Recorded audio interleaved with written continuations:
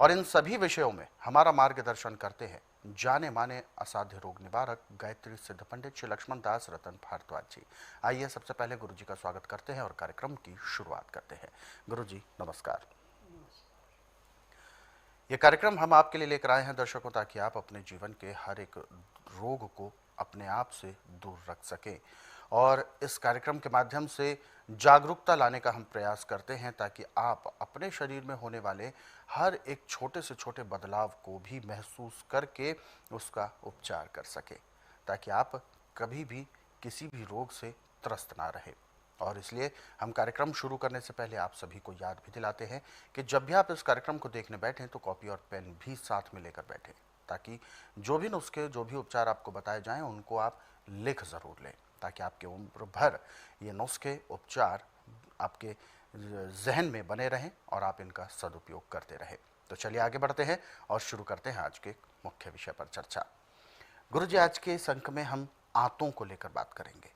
आंतों में वैसे तो कई प्रकार के विकार हैं, समय समय पर हम उन पर भी बात करेंगे, लेकिन आज का जो मेरा विषय है, आंतों का सुस्त हो जाना, ये एक समस्या है जिसकी वजह से बहुत सारी परेशानियां हमारे आंतों में पनपती रहती हैं। तो सबसे पहले तो मैं बारीकी से जानना चाहूँगा कि आंतों की जो प्रक्रिया होती है वो क्या होती है और आंतें सुस्त किस वजह से होती हैं?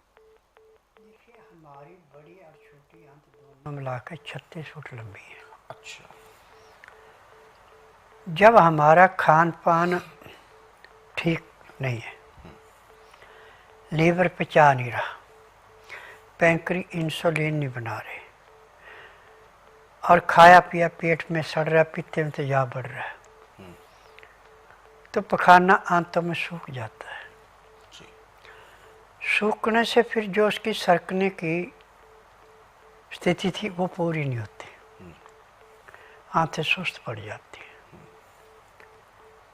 ऐसे हमारी आंतों में पखाना जैसे कैंचुआ चलता है, ऐसे आस्ता आस्ता पखाना नीचे उतरता रहता है। बड़ी आंत से जब छोटी आंत में आता है तो थोड़ी सी इसकी स्पीड बढ़ती है फ्रेश होने के टाइम पे जी। ऐसे नहीं बढ़ती। और ये तली हुई चीज़ों से, बेटाइम में खाने से, जो तकसीर के विपरीत है, उनसे ये रोग दिन दुगने रातें चौगुनी बढ़ता है जी। तो इसी करके मैं बार बार कहता हूँ कि अपने शरीर की जो लेबोरेटरी है उससे टेस्ट करके खाओ जो भी चीज़ खानी है। एक आदमी तो आपके पास कोई होना चाहिए।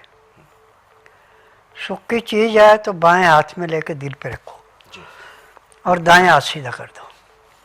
अब उसको टाइट रखना हाथ को, दूसरे आदमी को कहना मेरा हाथ नीचे दबा। यदि उसको जोर लगाना पड़ता है, हाथ नीचे ठीक नहीं गिरता, आप चीज़ खाइए, कोई नुकसान नहीं।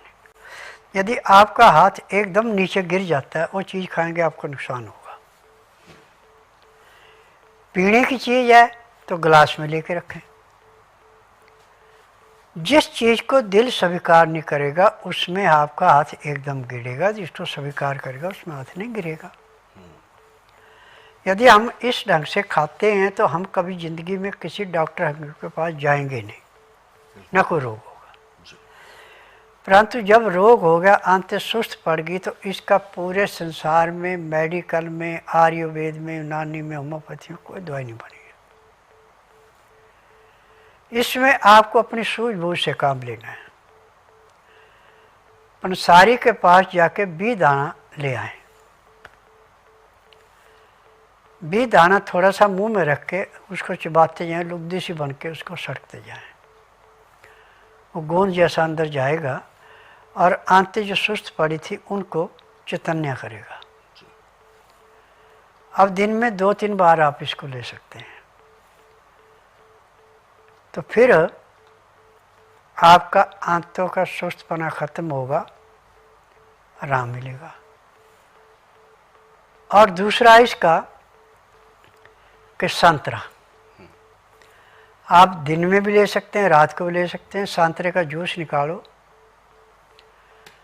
1 गिलास जूस पीने में आप कम से कम आधे घंटे का समय लगा दो।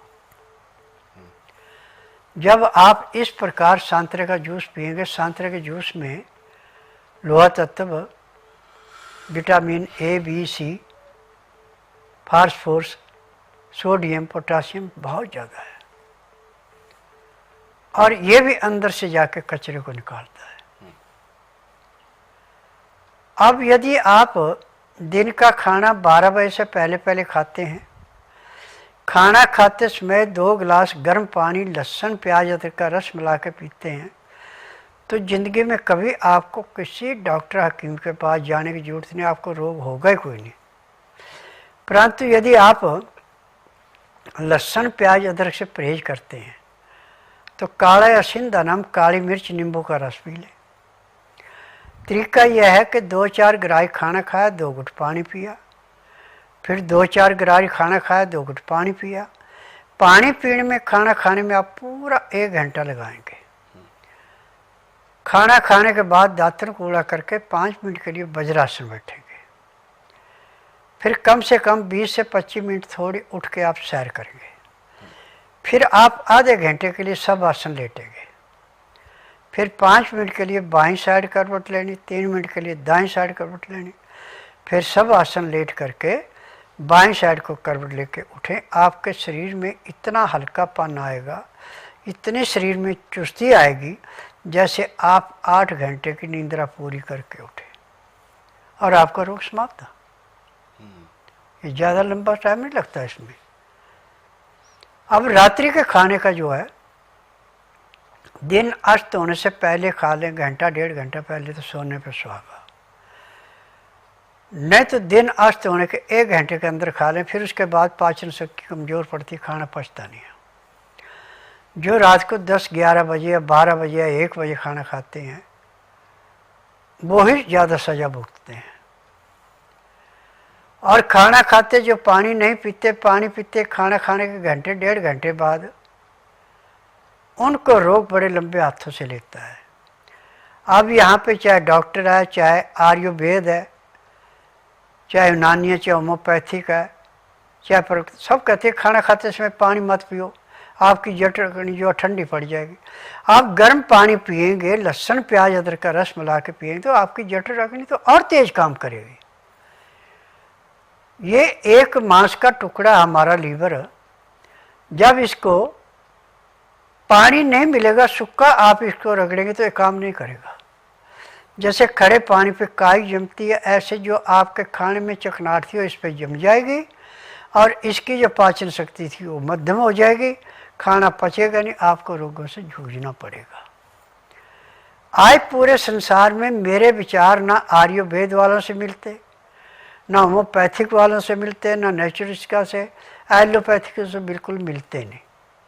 क्योंकि मैं नाड़ी वैद्य हूँ, मुझे 10,000 जड़ी बूटियों की पहचान है जिनसे मैं दवाइयाँ बनाता हूँ। मेरी अपनी फार्मेसी दवाइयाँ बनाने की, दवाइयाँ रजिस्टर्ड है, पेटेंट है, इनका साइड इफेक्ट कोई नहीं।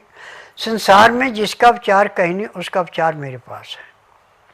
मैं डांके की चोट पर कहता हूँ कि जिस दिन रोगी मेरे पास आता है, चाहे रोग उसका 20 साल पुराना है, उसी दिन उसको 10 से 15% आराम परमानेंट मिल जाता है। और 15 दिन की दवाई दी जाती है, उसमें 50 से 60% आराम मिल जाता है। महीने 1.5 महीने में रोग समाप्त होता है, दवाइयाँ बंद हो जाती हैं। मेरे आश्रम की दवाई सारी उम्र नहीं खानी पड़ती। यदि मेरे बताए अनुसार आप चलते हैं, परहेज करते हैं, तो आपको हॉस्पिटल, डॉक्टर, नर्सें, नर्सिंग होम मिलेगा, परंतु रोगी नहीं मिलेगा।